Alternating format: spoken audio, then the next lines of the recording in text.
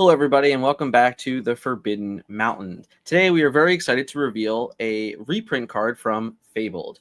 And with that, we were actually able to do a little something special this time around because Gen Con was last weekend. And since it was a reprint and it was a nice way to involve community, we decided a little bit of a nice, friendly way to involve as many of the community members as we could possible. Let's check it out. We out here. We're live here at Gen Con. Here we go. He's a content creator. He knows We what he's out doing. here. All right, I'm with Dan on the Forbidden Mountain. We're playing Guess That Card. I look at it, right? You're going to look at it and you're going to say the first thing you think of when you see it. Big body. Big body. I like it. I like it. Thank you. Here we go. First thing I think of when I see it. Frogs. Ready? Ready. Underrated. Okay. All right. Go for it. Pick this one. Big. Here we go. I'm gonna pull it until the first thing comes to my mind. First thing that comes to your mind. I got two. Take this one. Take this one. Weak and strong. Weak and strong. Okay. Okay. Oh, okay. All right. Here we go. Go for it. Here we go. Here's my card, and the first thing I think of is nasty. Yeah. Go ahead.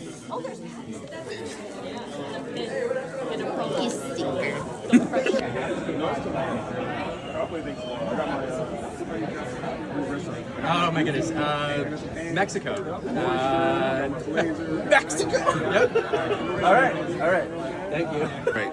I gotta be a bloopers. Alright. I'm gonna drop these cards. Don't drop the cards. Criminally underrated.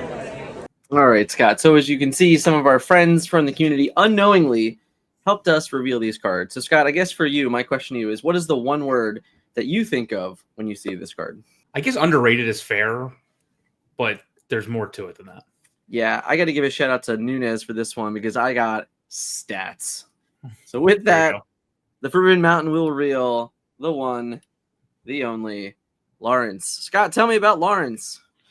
So Lawrence Jealous Manservant is a reprint card from Fabled. He's a 3-cost inkable, 0/4 with 2 lore. But while he has no damage, the ability payback, he gets 4 strength. This card was originally in Rise of the Floodborn, but I assume, as we're going to talk about, he actually didn't see a ton of play until probably 2 sets later. Even though he's pretty much a staple nowadays in most Amber Steel decks and has seen fringe play in other decks as well. Yeah, Lawrence was definitely a sleeper for quite some time in the Disney Lorcana metagame. As you stated, he did not really appear in DLC, competitive constructed play until Fort Worth. So that was the 3rd DLC. He missed Lily, he missed Lil, he missed Atlanta, and he also missed Chicago. And then finally, in the middle of the set 4 metagame, all of a sudden we started playing this 3-cost 4/4. Very interesting card in general, right? It's one of those where I think looking back at it, we're like, man, why didn't we play that card? Yeah, as I was researching this, I looked at send me the top decks of Lil, send me the top decks of Atlanta, and I was like, he had to have shown up in some deck, somewhere, right? But what changed? Nothing really changed, in my opinion. If anything, some of the cards that he was bad against saw more play. Yeah. So early on, I don't even understand it, to be honest with you. I don't know. I think we were just afraid of the 0. I think I can't really pinpoint why. I'd have to go back and watch content around that area. Yeah. But to me, it was just probably just a willpower thing. Maybe 4 willpower at the time was just the correct number that we needed. And then it's turned out that his ability with Rapunzel is just out of this world good, right? Yeah. And you have some more things on this list real quick, Scott. So, he did fit in other lists. He came up, we played him in Amethyst Steel and things like that. So it took a while, but we did get there. Yeah, and I think ever since DLC Fort Worth, he did show up in multiple top 8 decks that I noticed there.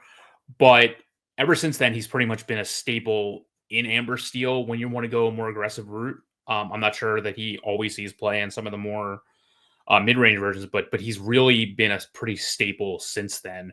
The 2 lore body on what is essentially a 4/4, despite the fact that like there are a lot of answers to put damage on him pretty easily are there, but he's just such an iconic fit with the ability to heal damage off him on later turns, and then to also move damage off him on things like that. It's just so easy to play him in decks to put him back to a 4/4 for 3 with 2 lore.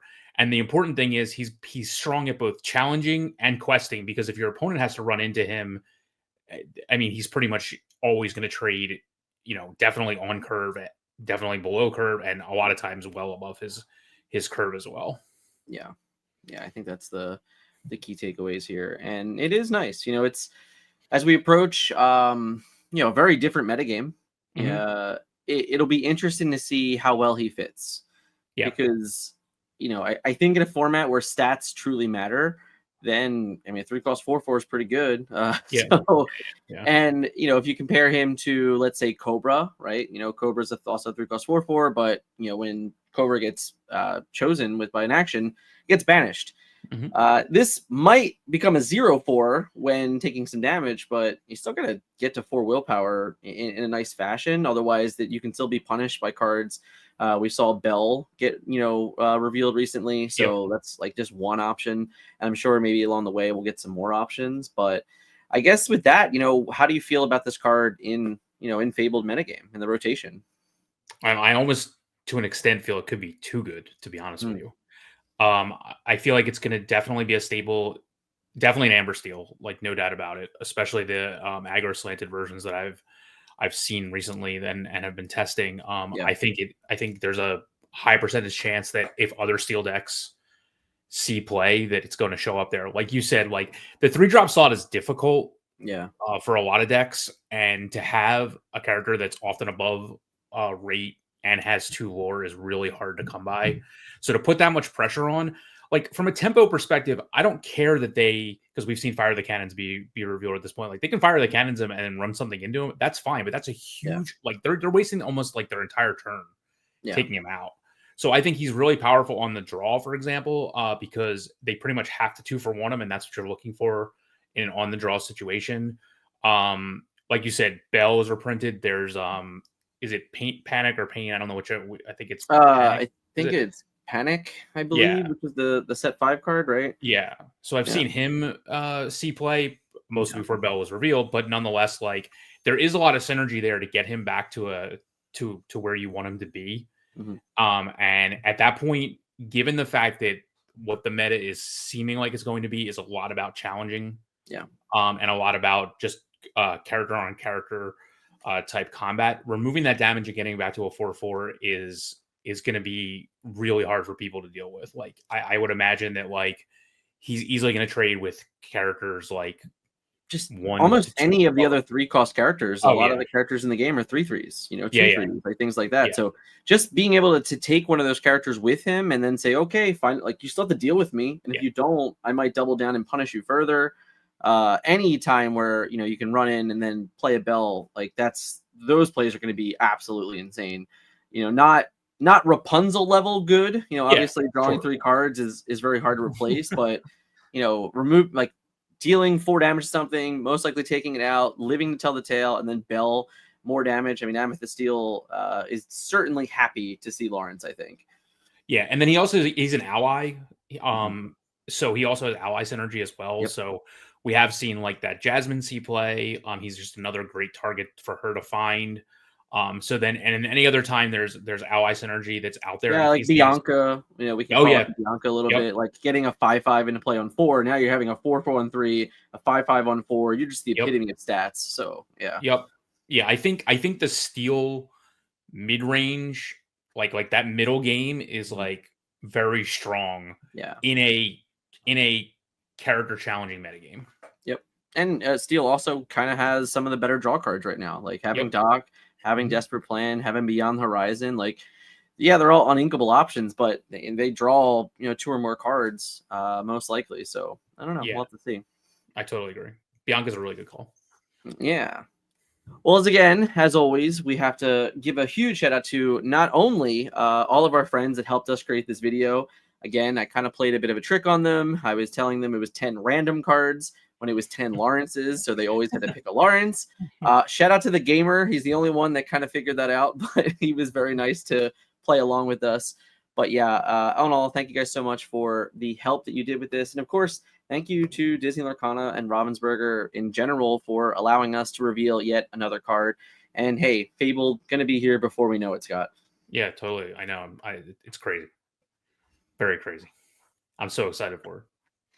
Yeah, I don't know, 3 weeks away, which is crazy. Yeah. So if you did enjoy this video, if you're excited for Lawrence, let us know in the comments below. Plenty of Fable content coming our way. We'll be back live on the podcast next Thursday because you guys just got done watching the live podcast, hopefully. So thank you guys so much for watching today, and we'll catch you in the next one.